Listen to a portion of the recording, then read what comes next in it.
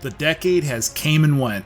For film as a whole, it was full of highs and lows, so I decided to take a step back and come up with my top 10 films of the decade. This list is of course devised with a highly complicated, advanced algorithm that took me months of meticulous planning to break down. My enjoyment, technical achievement, impact, my top 10. Before I rattle off this list, let it be clear that this says top 10 for a reason. This is a list I devised. This does not mean this is an ultimate list, that some flick is better than another or I think some film is worse than another. This list is open to interpretation, and as usual, I'd love nothing more than to hear everyone's top 10. With so many high quality films coming out, it's nearly impossible to make the perfect list. So rattle off yours below. Number 10.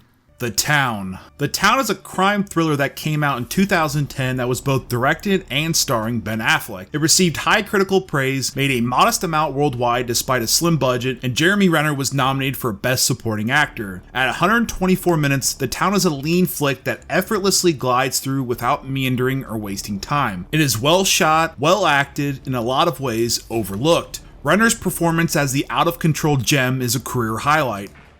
I need your help. I can't tell you what it is, you can never ask me about it later, and we're gonna hurt some people. Whose car are we gonna take? Affleck drives together a high-tension cops and robber thriller that is worth noting.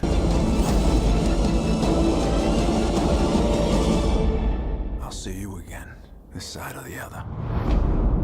Number 9. Edge of Tomorrow. Live, die, repeat. The age-old plot mechanic of living the same day over, made famous by the 1993 Harold Ramis film Groundhog Day, is done once more with this sci-fi spin. Like one of my guilty pleasures, Happy Death Day, Edge of Tomorrow finds a unique and clever way to keep the mechanic going. It's also another electric performance by Tom Cruise and an even more dynamic performance from Emily Blunt. It has tight, well thought out action sequences and can even manage to make you smile with some clever dialogue. What the hell were you thinking? I could easily watch this film on repeat.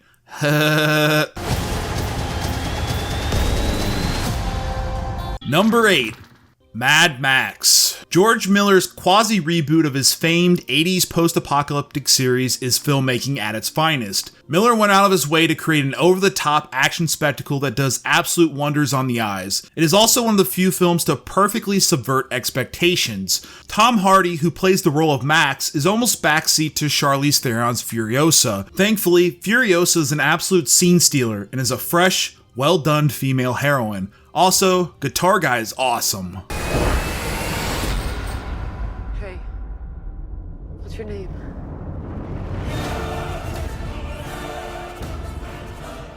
Number 7. The Social Network. Directed by David Fincher, a screenplay by Aaron Sorkin, soundtrack by Trent Reznor. This scene... You better lawyer up, asshole, because I'm not coming back for 30%. I'm coming back for everything. What else do you need? Yes. I don't understand. Which part? Number 6. Sicario. The cynical crime thriller directed by Denis Villeneuve is a properly constructed nail-biter. Taylor Sheridan's screenplay is nearly masterful, weaving together a nihilistic world that is free from black and white. It is so awful, yet with Villeneuve's direction and Roger Deakins' cinematography, it's absolutely beautiful. Benicio del Toro gives perhaps the best performance in his career as Alejandro and arguably one of the most tension-filled scenes of the decade. Tell everyone what you did.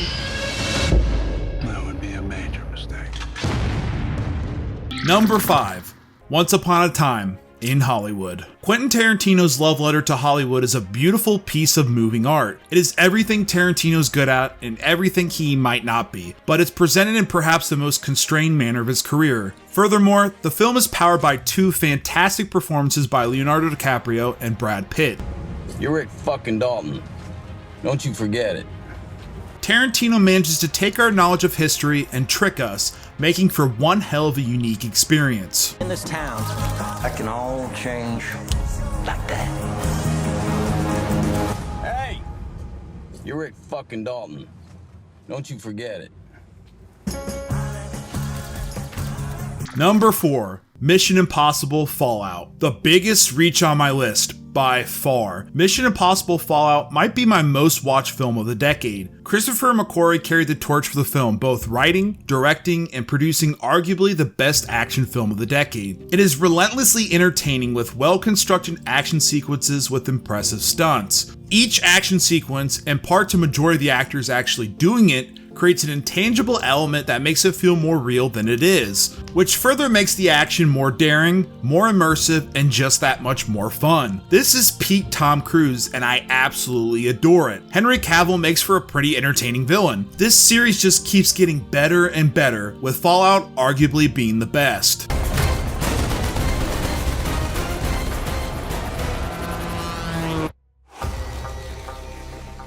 Number 3. Annihilation. Alex Garland made an impressive mark on me with Ex Machina and further proved his keen eye for sci-fi filmmaking with this hidden gem. Annihilation is not a film for everyone, but if you buy into the concepts, the world, and the oddity of literally everything, you will soon fall in love with it. The score is breathtaking and the film is filled with WTF moments. Natalie Portman gives a riveting performance as the vulnerable Dr. Lena. Also, Man Bear Pig. It's not destroying. It's making something new.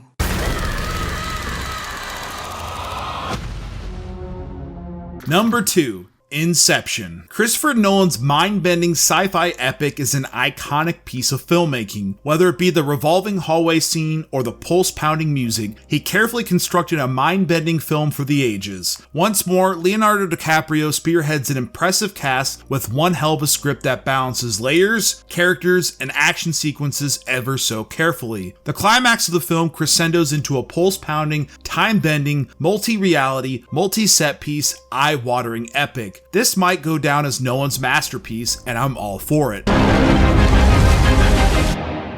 I'd hate to see out of control. Number 1. Blade Runner 2049. Where do I even start? Where do I even begin? This list was biased the moment I even started for the simple fact that the original Blade Runner, directed by Ridley Scott, is one of my all-time favorites. The sequel, directed by Denis Villeneuve, might be even better. Denis managed to take all the good moments from the first film and dial it up, all the great moments, and somehow, some way, make them even better. It's beautiful, poetic, tragic, and so damn well made. The master Roger Deakins is once again at the top of his game with pure art. While it wasn't a box office success, this should be the template for sequel creations, especially decades later. This sci-fi epic will go down as a cult classic, much like its predecessor. There's still a page left.